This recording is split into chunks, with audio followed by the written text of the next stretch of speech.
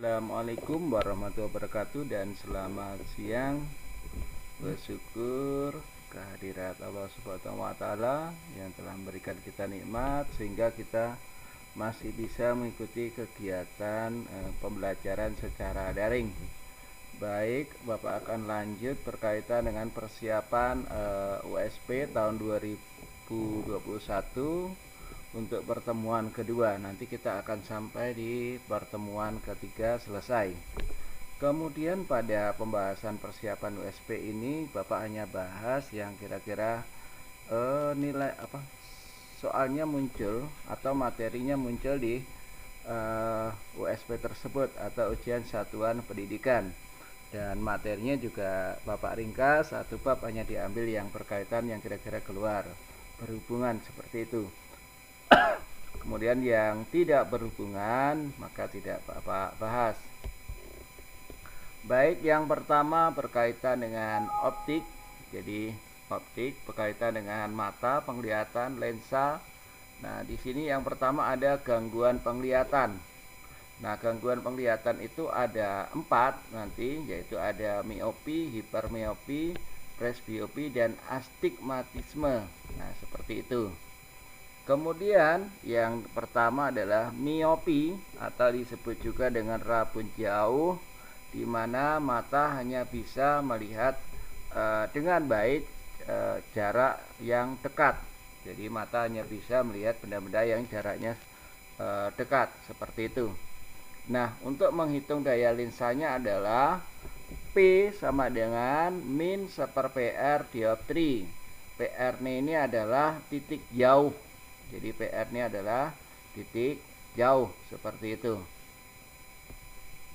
Nah, ini dalam bentuk kesatuannya yaitu meter PR-nya. Kemudian yang kedua, hipermeopi.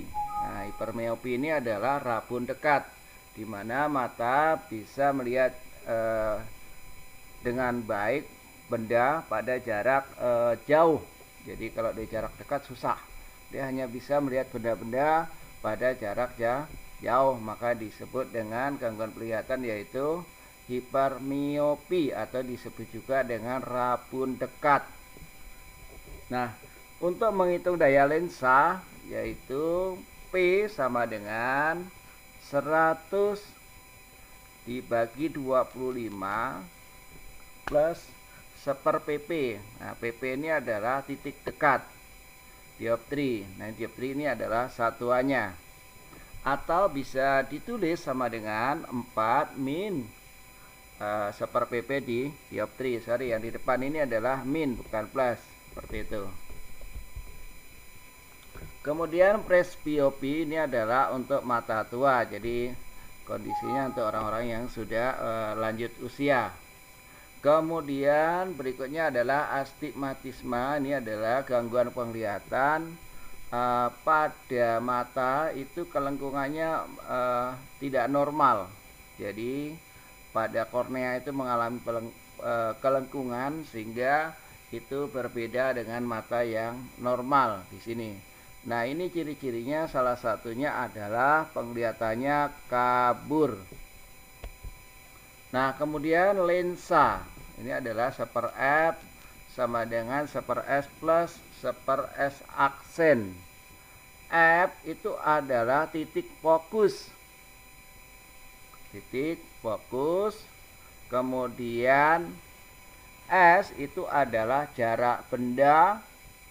S aksen adalah jarak bayangan. Semuanya menggunakan satuan sentimeter. Ingat, berikutnya adalah berkaitan dengan fluida. Nah, di dalam fluida itu salah satu materinya adalah tekanan hidrostatis. Penerapan dalam kehidupan sehari-hari contohnya adalah suatu benda yang dijatuhkan ke dalam suatu kolam. Bisa juga ke drum, bisa juga ke bak air, atau bisa juga ini cuma kondisinya tanahnya airnya harus tenang. Seperti itu. Nah, nanti tekanan hidrostatis ini dimulai berasal dari atau dasar rumusnya mulai dari tekanan. Tekanan itu adalah F per A. F-nya adalah gaya, kemudian A-nya adalah luas penampang. Nah, di sini begitu kita turunkan persamaan ini, maka pada tekanan hidrostatis menjadi rho GH. Seperti itu. Nah, rho-nya adalah massa jenis fluida, G-nya adalah percepatan gravitasi yang nilainya 10, H-nya adalah kedalaman kolam terhadap permukaan benda bagian bawah terhadap permukaan air. Jadi hanya ini antara permukaan air dengan kedalaman dasar kolam, seperti itu. Maka itulah dia disebut dengan tekanan hidrostatis posisinya. Nah, satuan daripada tekanan hidrostatis itu adalah Pa itu Pascal, seperti itu. Nah, PA ya, tulisannya dalam bentuk PA. Nah, kemudian di bawah ini adalah hukum Pascal. Nah, hukum Pascal itu contohnya adalah pada hidrolik. Nah, contoh paling sederhana hidrolik banyak digunakan di alat-alat berat, bulldozer, eskavator. Nah, itu juga menggunakan sistem hukum Pascal, di mana kalau eskavator untuk mengangkat suatu barang cukup ditekan tombolnya sedikit, digeser, sudah mampu mengangkat material yang cukup berat. Atau contoh lagi yaitu untuk menaikkan mobil seperti di car wash atau pencucian mobil car wash, itu ditekan sedikit aja mobilnya sudah terangkat naik. Nah, pada posisi yang diangkat itu, di situ memiliki permukaan yang kecil. Sedangkan untuk mengangkat mobil itu permukaannya cukup besar. Maka di sini memiliki dua permukaan pada hukum Pascal. Maka di permukaan 1 memiliki tekanan 1 atau P1. Kemudian di permukaan 2 maka ditulis dengan P2. Atau sama dengan F1 dibagi dengan A1 dan sama dengan F2 per A2. F1 di sini adalah gaya. Jadi kalau memang menggunakan tangan ditekan, berapakah gaya tekanan jarinya, seperti itu. Sedangkan F1 A1 itu adalah luas penampang pada permukaan 1. Nah, untuk menghitung luasnya tergantung permukaannya. Kalau permukaannya bulat, tentu dengan luas penampang bulat. Kalau permukaannya persegi, tentu dengan cara menghitung luas penampang persegi. Nah, sebagai contoh, kalau tadi di car wash untuk mengangkat mobil, maka F1 ini di tangannya. Maka gaya tangan tadi mendorong berapa menekan.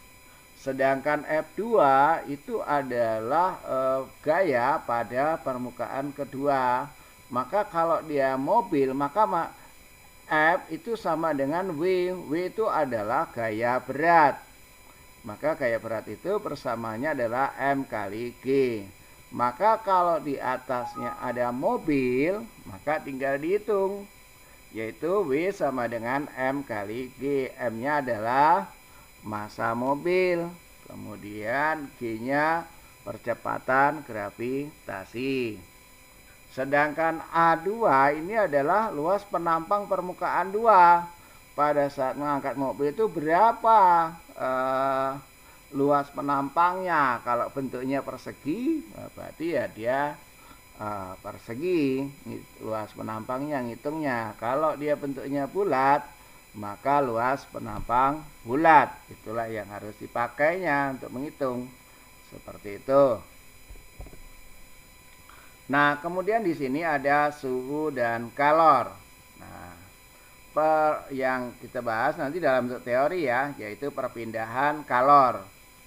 Perpindahan kalor itu ada 3, yaitu ada konveksi, ada konduksi dan radiasi.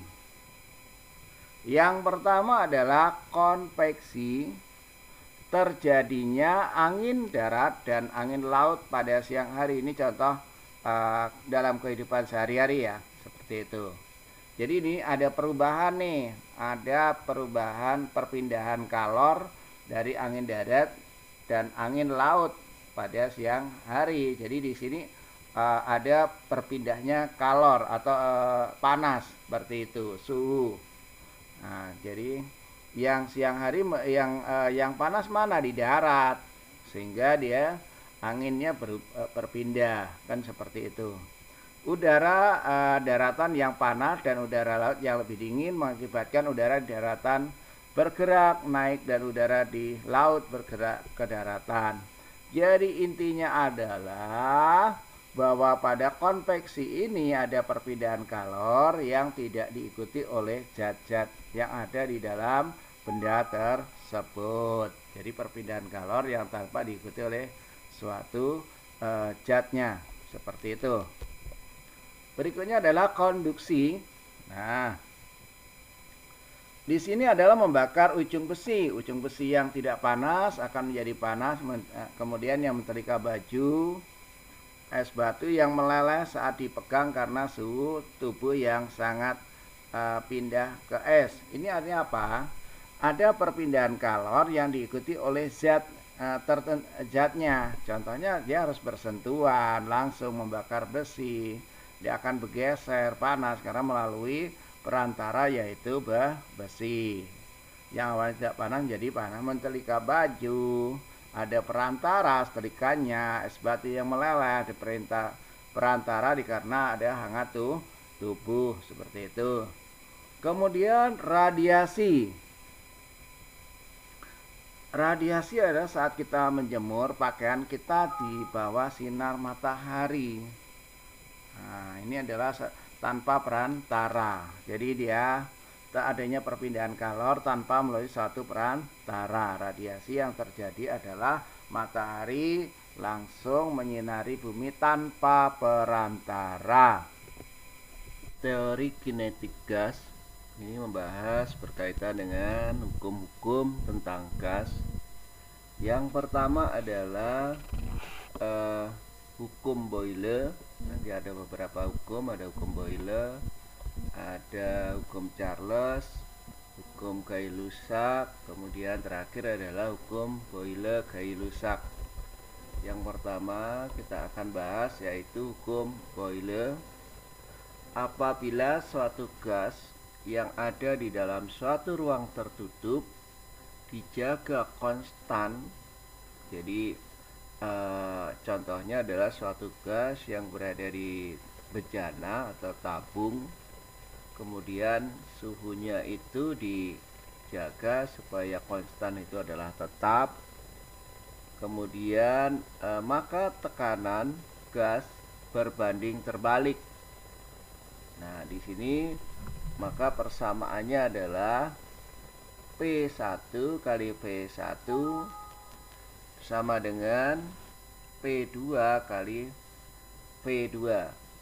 Jadi P itu adalah tekanan. Nah, satuannya adalah Pascal. Kemudian P1 itu adalah volume meter kubik.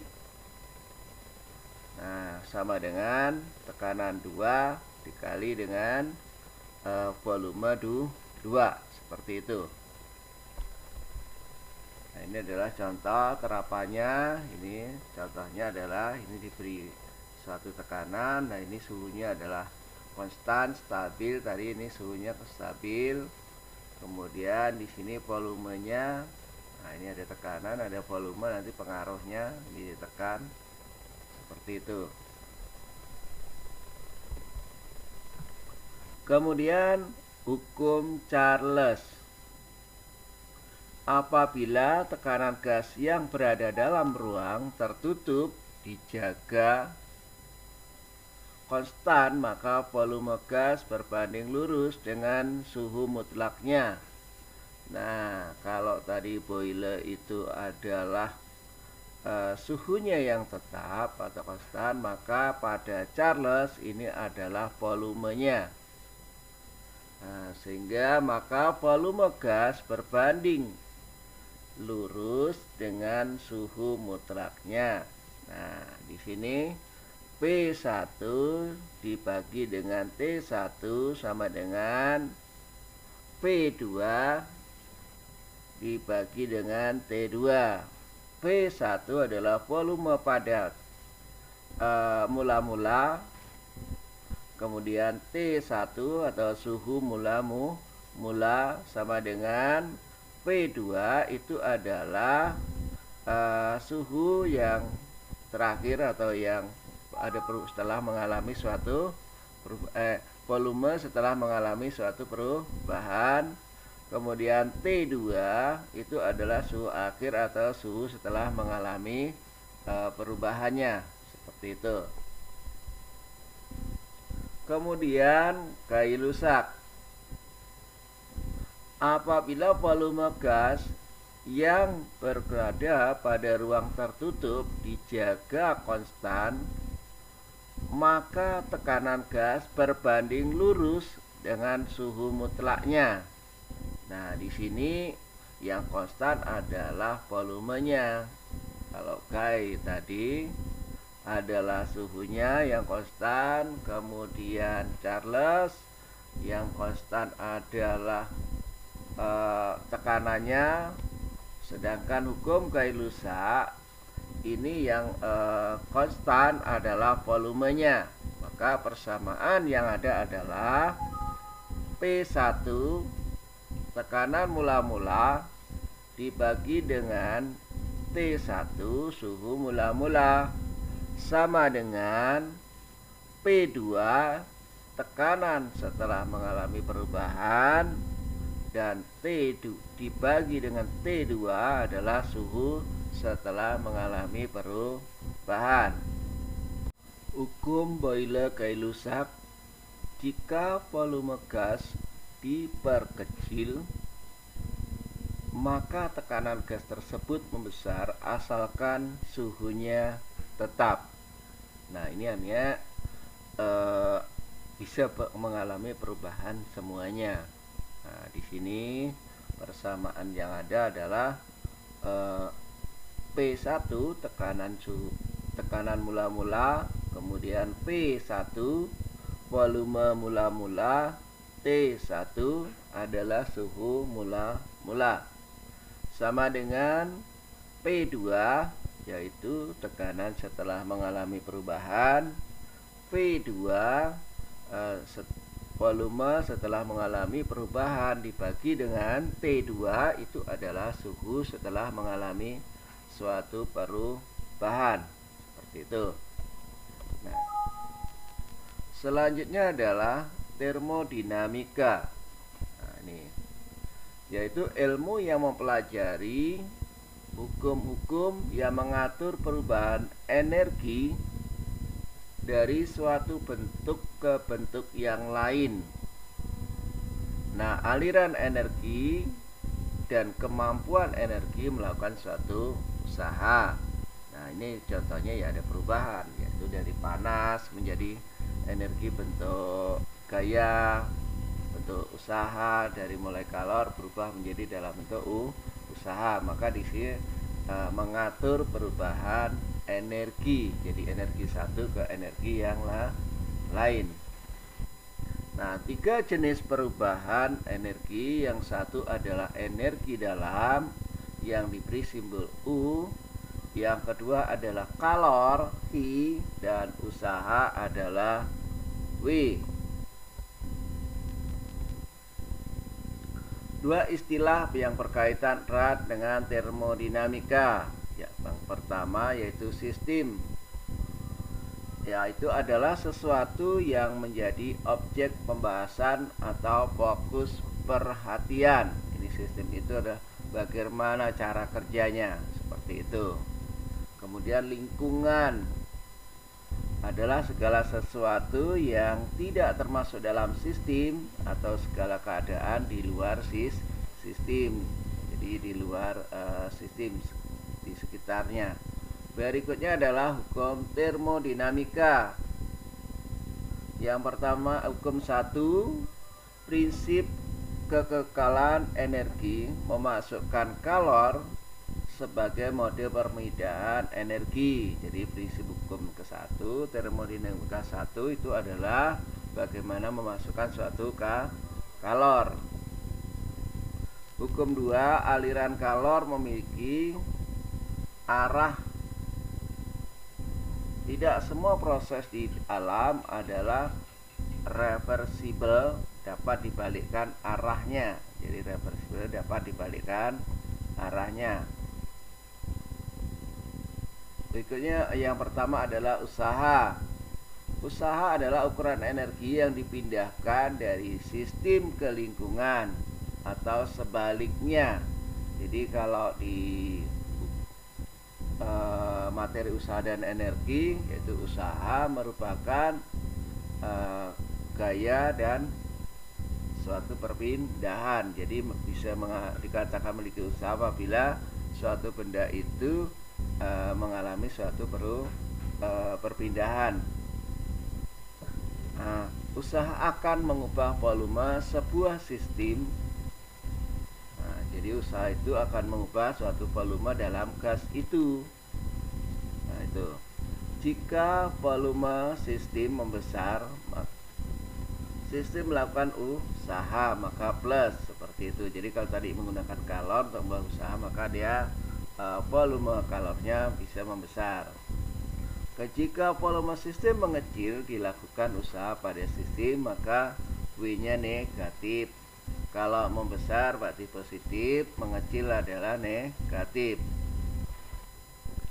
Nah, di sini usaha dalam prinsip termodinamika, usaha dapat diperoleh dengan mengubah keadaan suatu gas.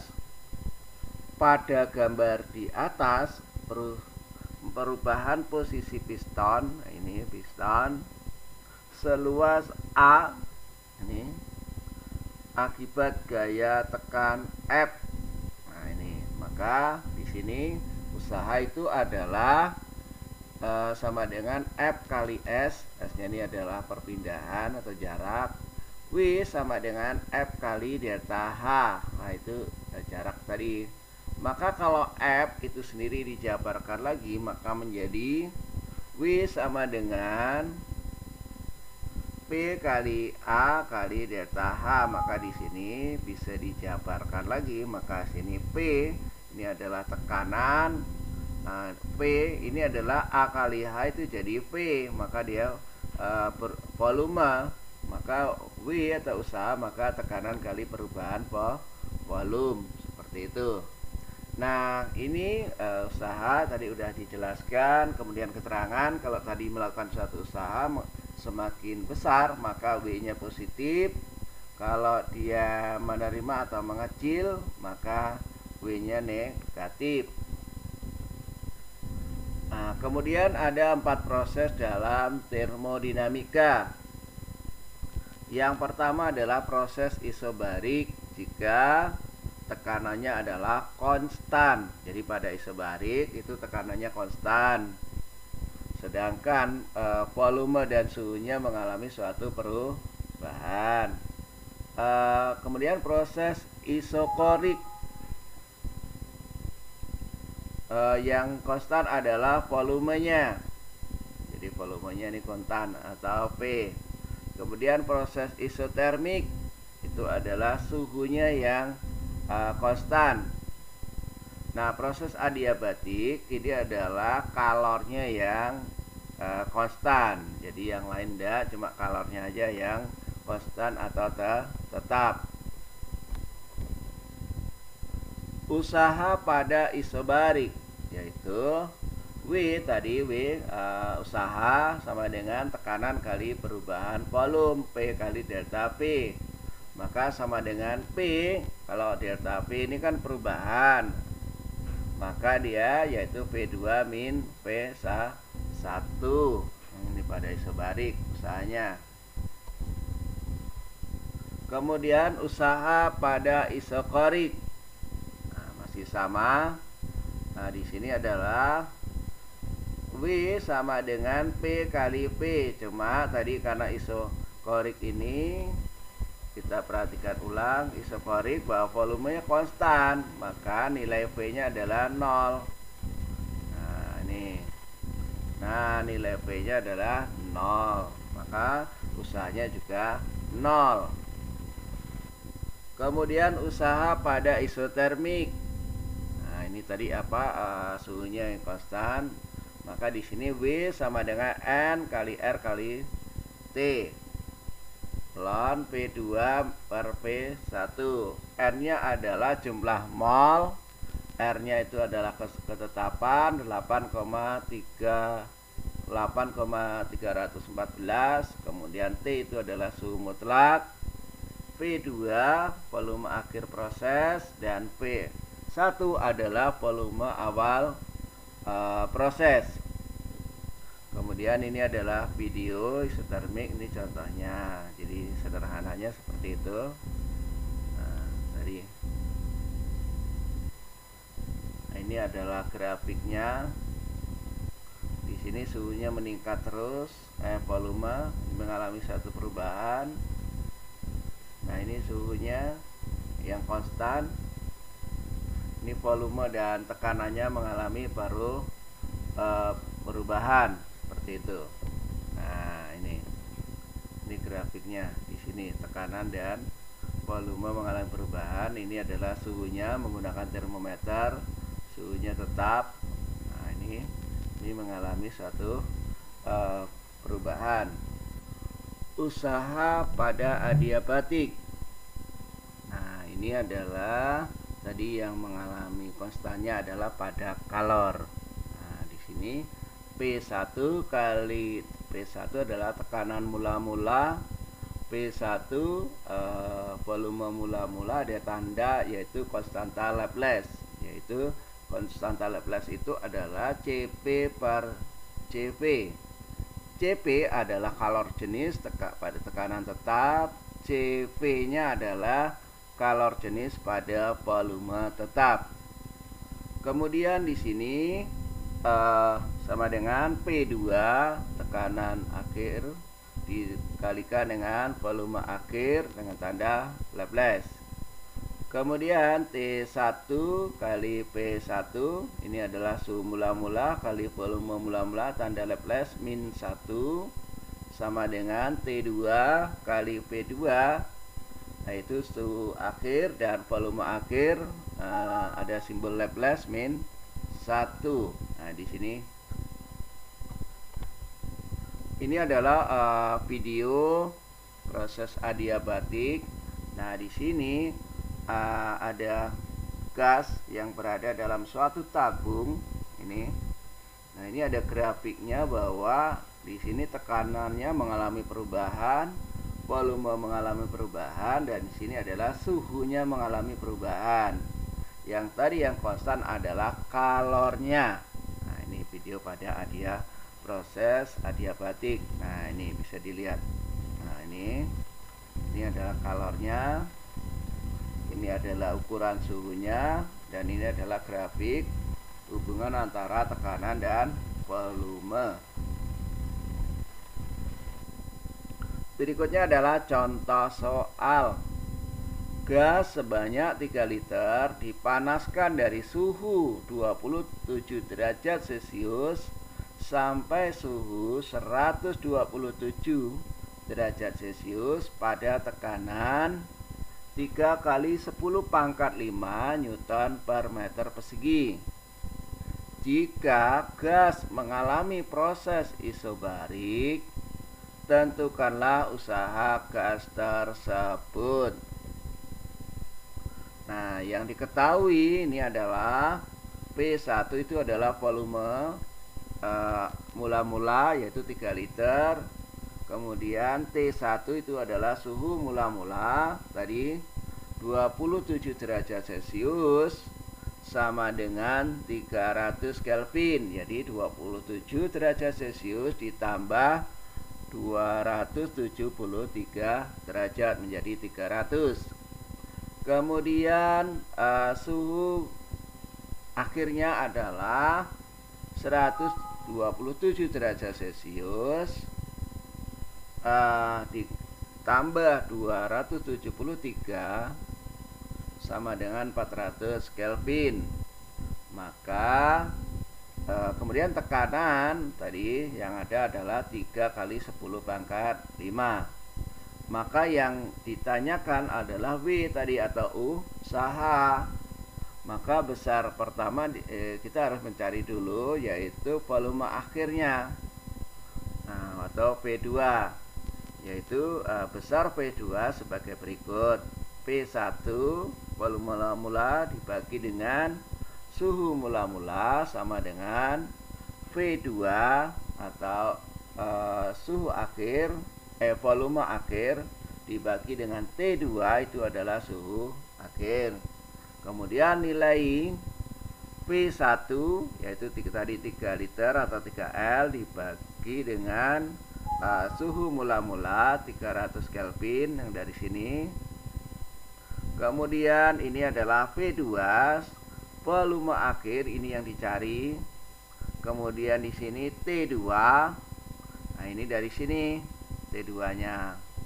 Maka P2-nya dengan menggunakan perkalian silang didapatkan P2 sama dengan 4L seperti itu. Jadi di sini tinggal coret-coret ya. Sehingga ini dengan 3 coret ya tinggal sisa 4 lah, seperti itu. 4L. Nah, besar usaha gas maka yaitu W sama dengan P kali delta P. Delta P adalah perubahan volume. Maka P kali P2 min P1. P itu adalah tekanan, 3 kali 10 pangkat 5 dikalikan dengan 4L tadi suhu volume akhirnya, yaitu 4 liter yang didapat dari sini, dikurangi 3L itu adalah P1 yang dari sini, yaitu volume mula. Nah, ini setelah dihitung maka hasilnya adalah 3 kali 10 pangkat 2 Joule usahanya. Berikutnya adalah kalor. Kalor muncul jika terjadi perpindahan energi atau aliran antara sistem dan lingkungan akibat adanya perbedaan suhu atau perubahan wujud zat. Nah, jadi kalau ada perubahan suhu maka dia kalor akan mengalami suatu perpindahan. Kalor itu bahasa lainnya adalah panas. Jika sistem menerima kalor maka Q ini adalah positif. Jika sistem melepas kalor, Q-nya adalah negatif.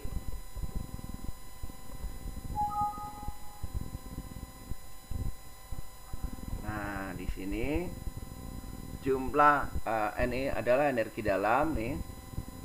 Jumlah energi kinetik dan energi potensial yang berhubungan dengan atom-atom atau molekul-molekul zat disebut dengan energi dalam. Jadi ini kaitannya dengan energi kinetik dan energi potensial, maka disebut dengan energi dalam. Nah, di sini energi dalam yaitu delta U sama dengan U2 min U1. U2 itu adalah energi dalam akhir dan ini energi dalam awal. Energi dalam, jika suhu sistem naik maka perubahan energi dalamnya adalah positif delta U-nya. Jadi energi dalam itu adalah U. Kalau perubahan energi dalam berarti delta U. Nah, jika suatu sistem turun maka perubahan energi dalamnya adalah negatif. Nah, persamaannya adalah ini U sama dengan 3/2 NKT atau 3/2 nRT. Nah, N-nya adalah jumlah gas, K-nya adalah konstanta, T-nya adalah suhu mutlak. N ini adalah jumlah partikel, N kecil, kalau N besar jumlah gas. R ini juga konstanta, T-nya adalah suhu mutlak. Nah, ini contoh bentuk sistem. Nah, ini Ini pertama, ini masuk, maka dia nilainya positif kalornya.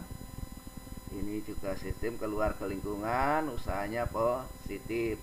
Sedangkan ini sistemnya adalah keluar dari sistem, kalornya adalah negatif, usahanya menuju sistem itu juga negatif. Ini sistem menerima kalor dari lingkungan, kemudian sistem melakukan usaha ke lingkungan. Ketiga yang tadi. Oke. Hukum termodinamika pertama, selisih antara kalor yang diberikan dan kerja yang dilakukan selalu sama untuk setiap proses. Nah, di sini delta U tadi energi dalam sama dengan kalor dikurangi usaha. Sedangkan perubahan energi dalam itu adalah energi dalam 2 F, ini ada energi dalam akhir, dan UI itu energi dalam mula, atau kalau tadi bisa U2 min U1, itu maksudnya adalah sama. Gelombang mekanik. Nah, gelombang mekanik itu adalah gelombang yang perambatannya melalui suatu media. Nah, gelombang itu dibagi ada beberapa macam. Yang pertama, berdasarkan arah rambatnya, maka gelombang itu menjadi satu gelombang transversal. Yang kedua adalah gelombang longitudinal. Gelombang transversal adalah suatu gelombang yang arah getarnya tegak lurus terhadap arah rambatnya. Contohnya adalah sebuah tali yang digerakkan. Nah, yang kedua, gelombang pada permukaan air. Nah, itu adalah gelombang mekanik. Bunyi termasuk gelombang mekanik. Nah, kemudian yang kedua, gelombang longitudinal. Nah, gelombang longitudinal itu adalah gelombang yang arah getarnya searah dengan arah rambatannya. Contohnya adalah slinky, atau bahasa kita sederhana adalah pir, seperti itu. Berikutnya adalah gelombang berdasarkan media ya. Nah, satu ada gelombang mekanik, itu perambatannya adalah melalui satu media. Yang kedua adalah gelombang elektromagnetik, yaitu gelombang yang merambat tanpa melalui suatu media, seperti itu. Nah, sekarang kita akan masuk gelombang mekanik. Nah, kalau kalian mau lebih mendalam pada gelombang mekanik, Anda bisa tonton di channel Bapak berkaitan dengan gelombang mekanik, ada gelombang berjalan. Yang pertama adalah frekuensi. Nah, frekuensi itu adalah simbolnya F kecil, yaitu sama dengan N per T. Frekuensi adalah banyaknya gelombang yang dapat dilakukan dalam 1 detik. Jadi dia dalam 1 detik itu menghasilkan berapa gelombang. Berikutnya adalah periode, yaitu T besar sama dengan T kecil per N. Nah, T besar itu periode, T kecil itu adalah waktu, N itu adalah jumlah gelombang. Nah, periode itu sendiri adalah waktu yang diperlukan dalam 1 gelombang. Jadi periode adalah banyaknya waktu yang dilakukan dalam 1 gelombang. Berikutnya adalah cepat rambat. Cepat rambat ini adalah P sama dengan lambda kali F. Lambda adalah panjang gelombang, F-nya adalah frekuensi. Maka satuan cepat rambat itu adalah meter per sekon. Berikutnya ada gelombang bunyi.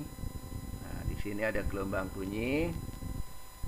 Berdasarkan frekuensinya itu dibagi menjadi 3. Yang pertama adalah infrasonik, yaitu suatu gelombang bunyi yang memiliki frekuensi antara 0 sampai 20 Hz. Nah, ini yang bisa mendengar, contohnya itu ada jangkrik, kemudian semut, itu yang bisa mendengar. Nah, berikutnya adalah frekuensi antara 20 Hz sampai 20.000 Hz, yaitu disebut dengan audiosonik. Nah, ini yang bisa didengar oleh manusia. Jadi audiosonik inilah frekuensi yang bisa didengarkan oleh manusia. Berikutnya adalah ultrasonik. Ini adalah bunyi yang memiliki frekuensi antara 20.000 ke atas. Nah, jadi 20.000 ke atas itu ya lebih, entah berapa puluh ribu, itulah termasuk di dalam ultrasonik.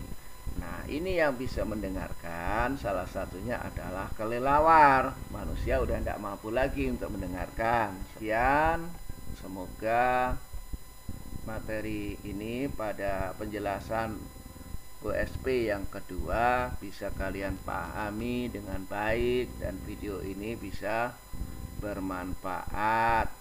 Dan mohon sekali lagi bagi yang belum subscribe dan like, silahkan. Setiap nonton mohon bantuannya selalu di like. Semoga kalian nanti diberikan kemudahan di dalam mengerjakan soal-soal USP atau ujian sekolah, sehingga kalian semuanya mendapatkan nilai yang terbaik, membantu cita-cita Anda sehingga diberi kemudahan bisa diterima di perguruan tinggi sesuai jurusan yang kalian inginkan.